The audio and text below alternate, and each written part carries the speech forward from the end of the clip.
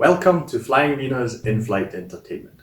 Your comment section is down below, as well as your like, share and subscribe buttons. If you look around, you will see there are no exits, so you will have to watch the video until the very end.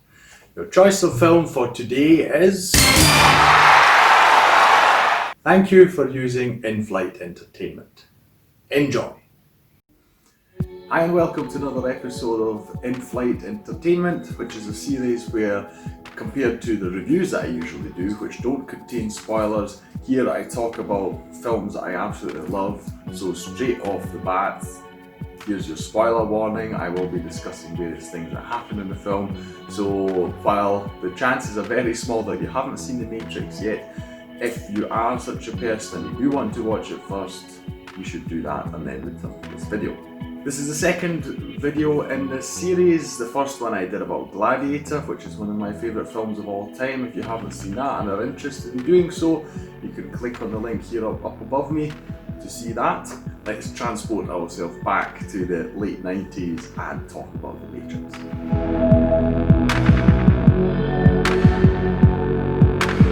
So the first thing, at least for me, is probably the biggest point of them all. It's the utter mind blow that I suffered when I first saw it. I didn't actually see The Matrix in the cinemas back then. I was about 13 at the time. I didn't even realise it was out. At that age, I wasn't really into going to the cinema that much. And I actually saw it for the first time when I went to visit my auntie's house, and she said, "You have to watch this film." I was like, "Okay, fine, put it on, let's see what it's about."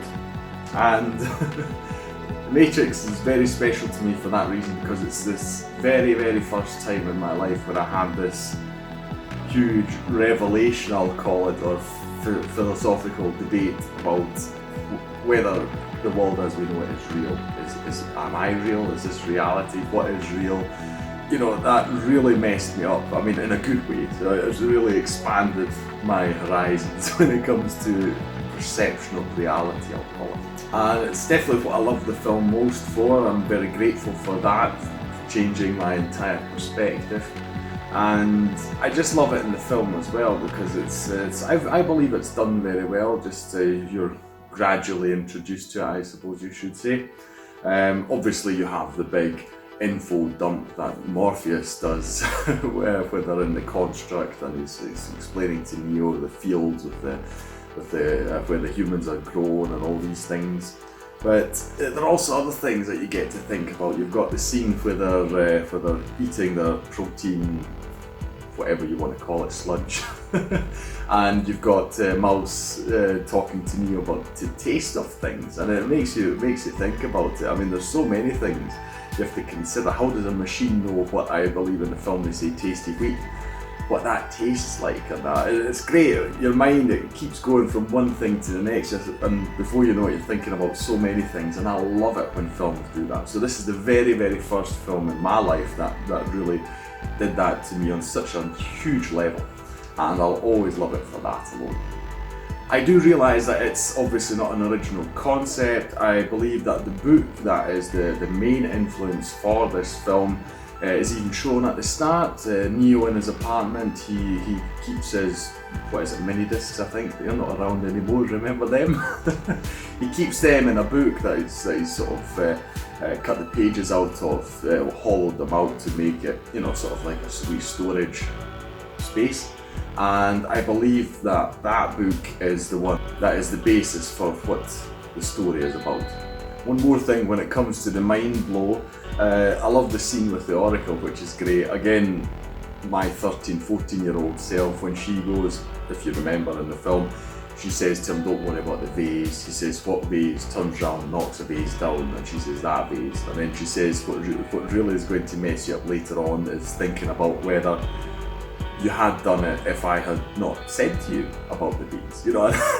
I mean, even to this day, it's really, it's like, now you've done it. Now I'm really messed up. It's great. I just love thinking about these kind of things, and the film gives you so many opportunities to do that.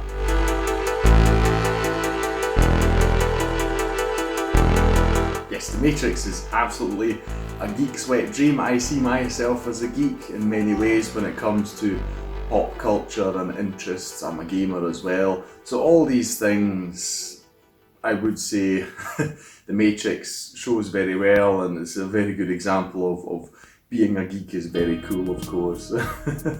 And when you think about what happens in the film, I mean, the construct itself where they upload the software into people, I mean, that's probably many people's dream, wouldn't it? I mean, how great would that be? You sit down in a chair, you get plugged in, and then they just upload all this knowledge and all these skills into you. I mean, that's obviously that would be brilliant to have that thing. So you've got that, you've got the lonely geek, and he's the hero of the story, and he develops these superpowers and everything. He's the one.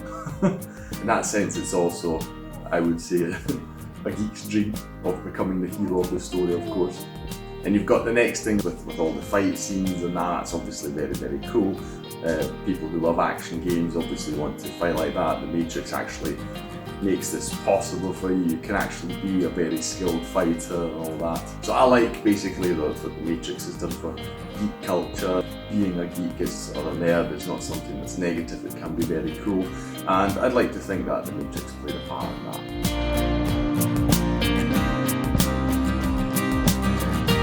Matrix is a wonderful mesh of all sorts of things. It works so well. When you think about it, you've got a typical sci-fi story.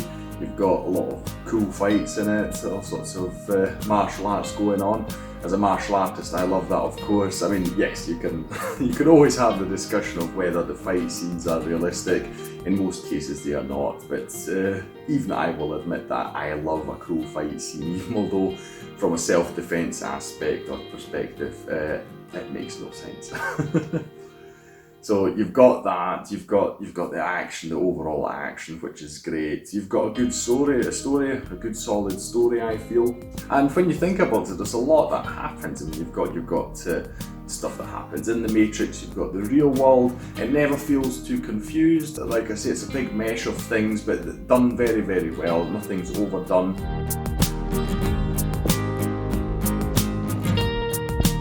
The film itself was a great opening and a great closing. I thought I'd put them both together. Loved the opening scene with Carrie-Ann Moss's character with Trinity. It immediately shows you various things that become integral to the story. You're introduced to the agents, you're introduced to the concept that first without knowing any details, you think probably it's superpowers or something, but you see her moving about in ways that are not physically possible normally. You're introduced to the telephones being an important aspect. I believe it's a great introduction to the film. You've also got some of the special effects already going around with these 360-degree slow-mo shots, I'll call them. And the closing is great as well. You've got the phone call that Keanu Reeves does at the end, Neo does. And as a Rage Against the Machine fan, it's obviously perfect for me that they use that song. And the way they use it's absolutely brilliant, with it really kicking in when he's flying up into the air. It's a very brilliant decision, in my opinion. Not every film manages to do both well. I believe The Matrix does both very well. Like I say, the opener gets you fired up for the film, makes you curious about what's going to happen, and the closing is great because it makes you yearn for more, but it still feels like a very, very fitting end to this one chapter, I'll call it. As we know now, of course, there were other films, but back then this was unsure. Although I must admit, when I saw it the first time, I immediately thought, yes, hopefully they're going to make a sequel to this, because obviously, again, when you're a geek and you think about the possibilities, if you're a gamer particularly, you think, right, he's unlocked his abilities, so now the fun starts. It's just like in a game where towards the end you've got all your abilities, so it gets more fun. Very well done, both of these things in The Matrix.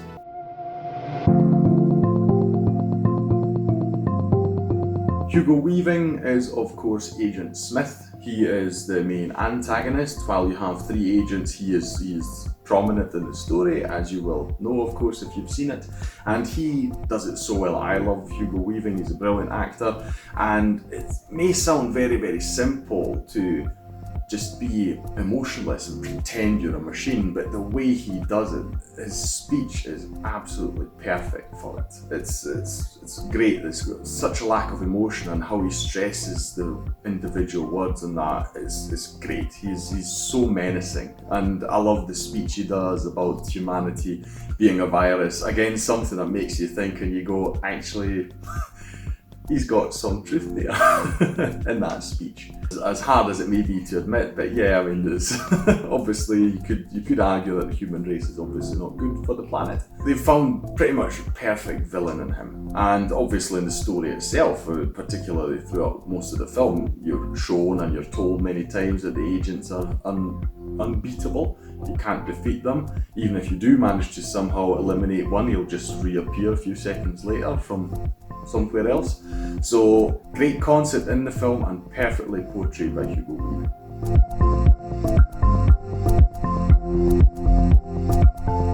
The Matrix, of course, is not purely a sci-fi film, it's also an action film, which is great. You've got very many great action scenes, particularly I will talk about the lobby scene, of course. It's pretty much one of my favourite action scenes of all time. I love it. If you can, watch the behind the scenes of how they did it. But I feel it's just great, the opener, when Neo walks through the metal detector and he opens up his coat with all the guns in it. And just the whole style of it, how they go through them, and it's just, whenever his clips are empty, just throws away the guns, takes the next ones. Obviously you've got the stunts in there with them jumping about, and also obviously using close combat to eliminate some of the security guards, I'll call them. The whole place just crumbling with all the hundreds of bullets being shot all over the place. It's a brilliant scene. It's also, I like it because it's sort of the introduction into Neo being really capable and learning his skills, exceeding and going in the direction that Morpheus believes that he's going to go in. I think it's a really great introduction to that. You can see he's changed and he's really starting to become a believer. But you've got other great action scenes. I mean, the fights are obviously great as well. Again, as a martial artist, I enjoy, for instance, the fight in the dojang between Morpheus and Neo. I quite like that. It's really good. Then you've got obviously Agent Smith and Neo in the subway. That's great as well. Yes, overall a lot of great action scenes. You've got the helicopter crashing, for instance. The way it's shot as well, you always know what's going on. They're not confused by it. The angles are great. The action is fast paced, but not too much. It's not too hectic or anything like that. Very enjoyable, I feel. Influence on pop culture is massive with The Matrix. I mean, when you think about it, there's so many things that even to this day are known. I mean, The Matrix is a huge reference. Whenever I think a person who's seen The Matrix, whenever they experience a deja vu, The Matrix will pop up in their mind somewhere, you know. Or even that phrase, there's a glitch in The Matrix. I've seen that. Recently I talked about the TV series Dark on Netflix.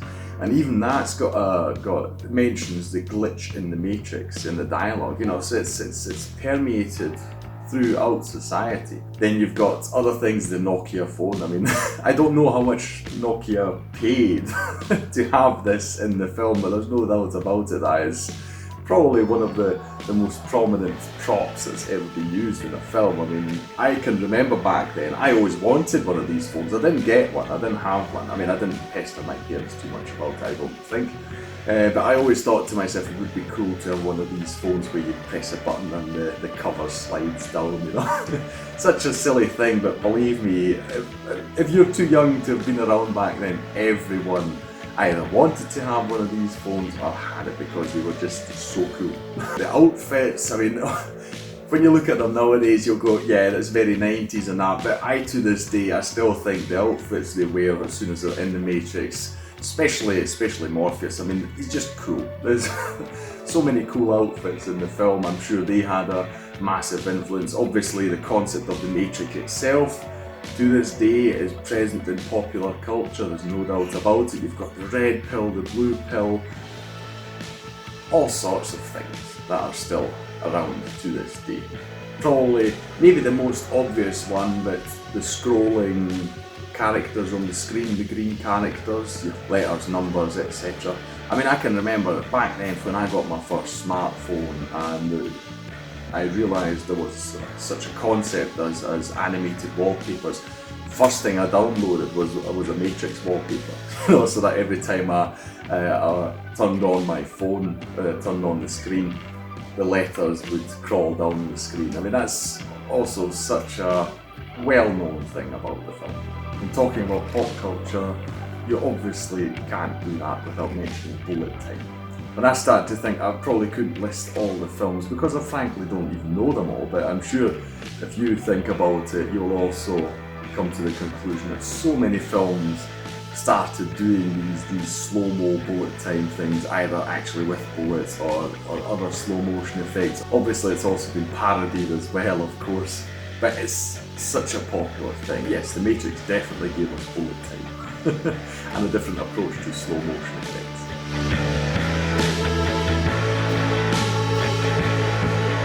Special effects you have to talk about when you talk about The Matrix. Obviously it's set in the future, you've got the machines. I feel that after having rewatched it today, those effects, particularly the machines, they don't hold up anymore. I used to always think they were pretty good, but looking at them today, I thought, nah, yeah, they don't look quite as good as I remember them. They're not bad, but they're just not as good as I hoped or I remembered them to be. The other special effects are fine. You've got things happening to people's faces, Neo's mouth closing and all these kind of things. They're absolutely fine, I don't have any objections there. What I particularly love about the film, and it will be like that for many people, are of course the slow-mo shots, Neo dodging the bullets. That to me is one of my favourite shots of all time. And I love how they did it, and it's great. And you've got the one where he's got the gunfight with Mr. Smith in the air, that as well. So every time they use the slow, particularly with the 360-degree camera spin, excellent. One thing I never noticed in years past, but I did today because obviously due to my channel I'm paying more attention to how films are made. I'm really a big fan of the camera work. I like many of the angles that they use. You have shots when they're getting out of cars and going into the buildings, you have shots from up above. Very stylish, the whole thing. Overall it's just got this style, it's really, really cool in my opinion. Not just the outfits, but the camera work as well. Many shots, it's just a lot of thought has been put into it, and I really like that, and I appreciate it quite a lot. One thing I never noticed until today was just how often you have reflections in people's particular glasses, but also other objects. So when you watch it again, pay attention when you can see, for instance, Morpheus's glasses, you'll have reflections there. I like most prominently probably the one where Neo chooses the pills, and in the one eye you can see the red pill, and the other you can see the blue pill. That's really cool. But you can see these reflections in a lot of things. There's a scene where he talks with the kid with a spoon, and you see the reflections in the spoon as well.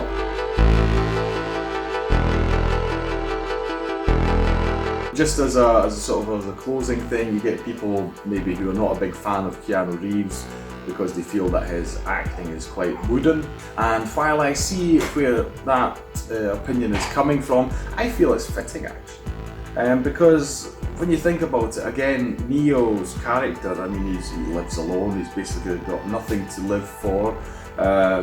In his opinion, you know, he's just got a very boring life, I'll call it, and I feel it's very fitting that it's just become part of his character. And even although he's now in these really spectacular situations and new life basically once he's awoken, I still feel that I don't think it would happen so quickly that his complete character would change, you know, so I feel it's quite fitting. But obviously it is quite funny when you've got the various scenes where he's just reacting. Morpheus jumping from one building to the next, he just goes, whoa, you know. I mean, okay, yes, it does feel a bit small, the reaction compared to what's happening, you know, but yeah, I think it's fine. Just as a wee sort of bonus note, yes, I have seen parts 2 and 3, and while I love the style, I really love all the stylish things about them, I feel that they went into that in the right way, adding more style to it.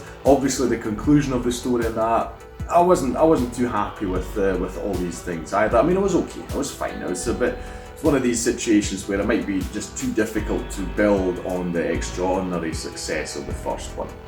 Like I say, I like the style very much, the fights were great and that, all these things, but none of them reached what the first one did. It'll be very exciting to see. As you may or may not know, they're making another Matrix film and Keanu Reeves is involved, so it'll be very interesting to see how they're going to do that. I'm hopeful. I would love to have another great Matrix film, definitely. Because like I say, while 2 and 3, Reloaded and Revolutions aren't as great, I still like them very much. So those are my thoughts on The Matrix. That's why I love this film so much. That is why it's one of my favourite films of all time. What about you? Have you seen The Matrix? Do you like The Matrix? Do you hate it? I wouldn't know why, but fair enough. If that's your opinion, then more power to you. I'd be very fascinated to hear why, if that's the case, why you hate it. But yes, let me know in the comments down below what you thought about it. Like and share this video, it would help out the channel. Subscribe if you want to see more, obviously. I've got a wee spoiler actually for the next in-flight entertainment video. As usual, I can't say when it will come out, but I can tell you what it's going to be about, as you can see on my t-shirt.